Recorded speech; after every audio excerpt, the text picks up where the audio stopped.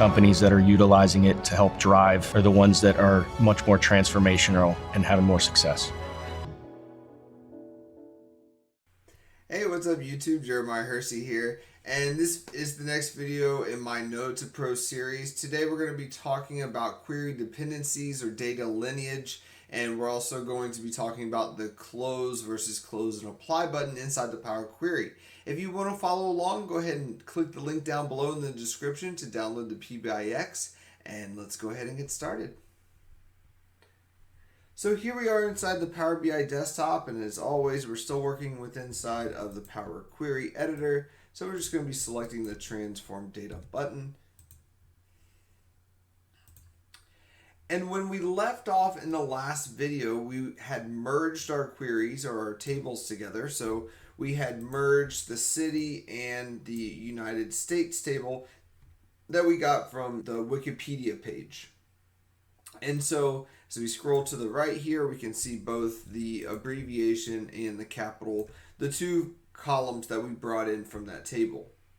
Now, one of the things that we have to make sure of is that we're not bringing in any extra data that's not really needed into the Power BI desktop.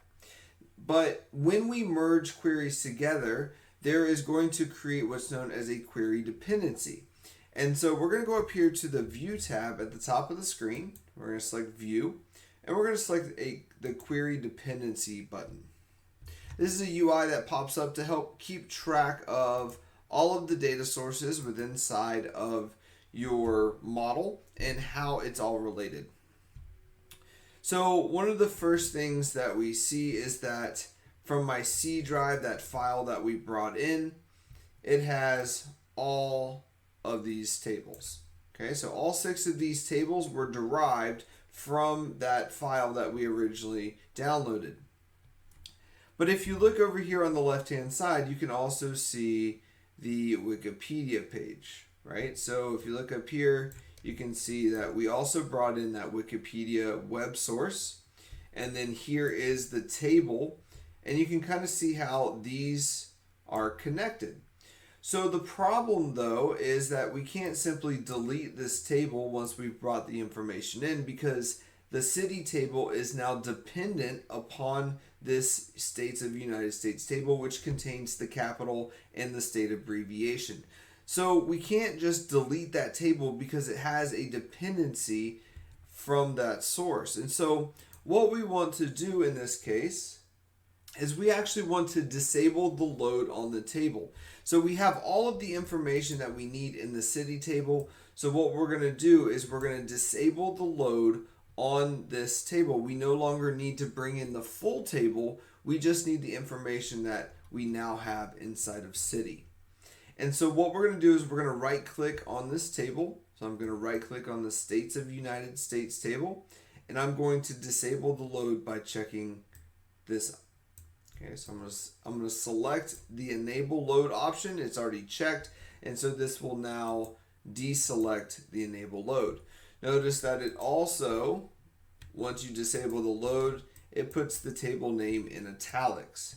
So notice it's still included in the report refresh. So as this web source gets updated, this table still gets updated in the refresh, but it does not load the table into the Power BI desktop.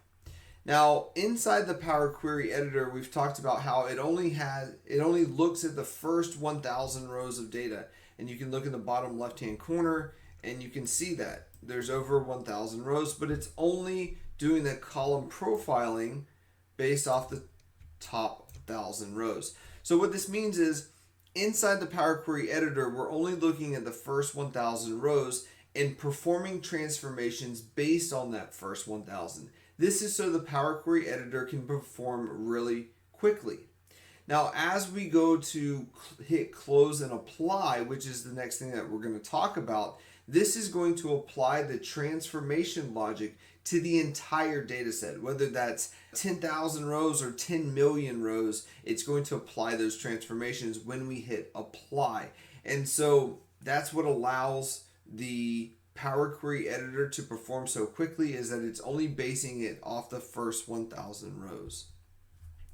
Once again, anytime you go over 1,000 rows, Then as you click the drop down arrow, so as you click the drop down arrow on the column, you're going to see this load more option. So anytime you go over 1,000 rows, you're going to be able to hit that load more option to see the entire list of distinct values based on the entire table, not just the first 1,000 rows. So something to keep in mind there. Anytime you're looking at distinct values, as you go over 1,000, you need to click that load more option.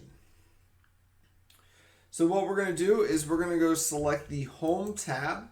So the Home tab is going to allow us to hit close and apply. So you can either hit this button here at the top or you can choose the drop down. Now if we hit close, this is going to close the Power Query editor and we're not going to apply any of the changes. So everything we've done at this point is not going to be applied. We're just going to close the Power Query as we have been doing and saving our changes.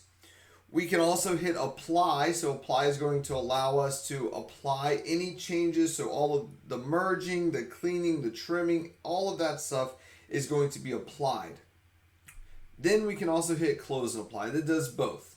So it closes the Power Query and applies all the changes. You can also click this button here at the top. Once again, when you hit close and apply, this is going to apply transformations across your entire data set, whether that's 10,000 or 10 million rows. So we're going to go ahead and hit close and apply here.